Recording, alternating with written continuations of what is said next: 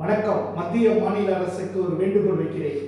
விலைவாசி, கடுமையான விலைவாசி, அடிப்படை தொழிலாளி உரிமைகள் பறிக்கப்படுகிறது. இன்னொன்று, அடிப்படை தொழிலாளர்கள் விலைவாசியில் சிக்கிக்கொண்டு தவித்துக் கொண்டிருக்கிறார்கள்.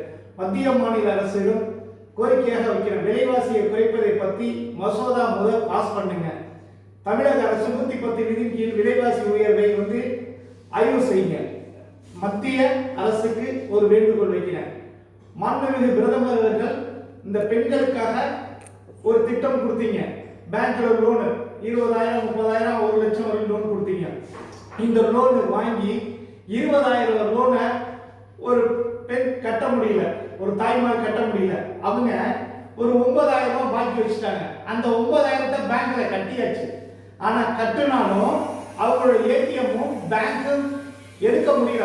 பணம், அதாவது மாநில அரசு கொடுக்கிற நலநிதி 1000 ரூபாய் இப்ப எடுக்க முடியல. அதுக்கு மேல கிட்ட கையெழுத்து வாங்கி பணம் எடுக்கிற நிலைமையில இருக்கு.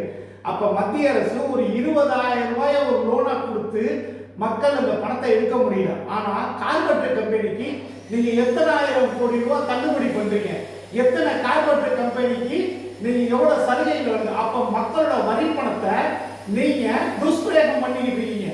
மாண்புமிகு பிரதமர் அவர்கள் கண்டிப்பாக இதுக்கு நாட்டு மக்களுக்கு நீங்க என்ன விளக்கம் கொடுக்க போறீங்க?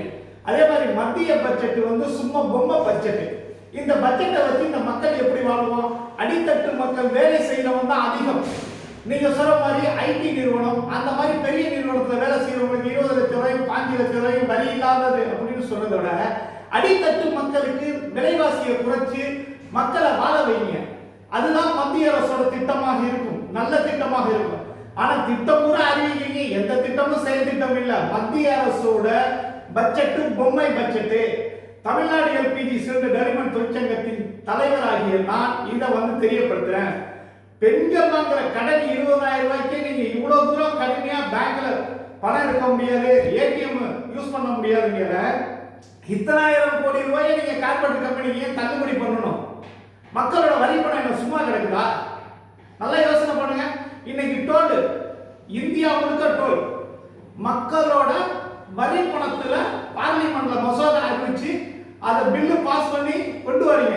இவ்வளவு டோல் வரி வசூல் பண்றீங்களே, மக்களுக்கு என்ன சலுகை நடக்குது? என்ன விலைவாசி கம்மியா இருக்கு?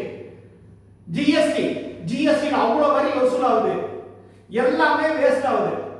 படிச்ச இளைஞர்களுக்கு வேலை இல்லை, படிச்ச பெண்களுக்கு வேலை இல்லை, தொழில்துறை தொடங்க முடியாம ஏகப்பட்ட தொழிலாளர்கள் முடங்கி கிடக்குறாங்க, தொழில் நிறுவனங்கள் முடங்குது ஜிஎஸ்டியால. இதை என்னைக்கு சரி பண்றது? இந்தியாவுல இந்த நிலைக்கு வந்து கொண்டிருக்கிறத நாங்க மனப்பூர்வமா எங்க தொழில் அடிப்படையில நாங்க அனுபவிச்சுட்டு இருக்க வேதனையை வச்சு நாட்டு மக்களுக்கு இதை தெரியப்படுத்துறோம்.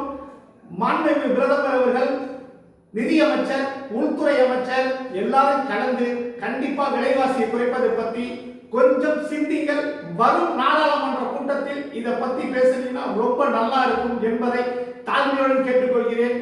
மத்திய அரசுக்கு நன்றி, வணக்கம்.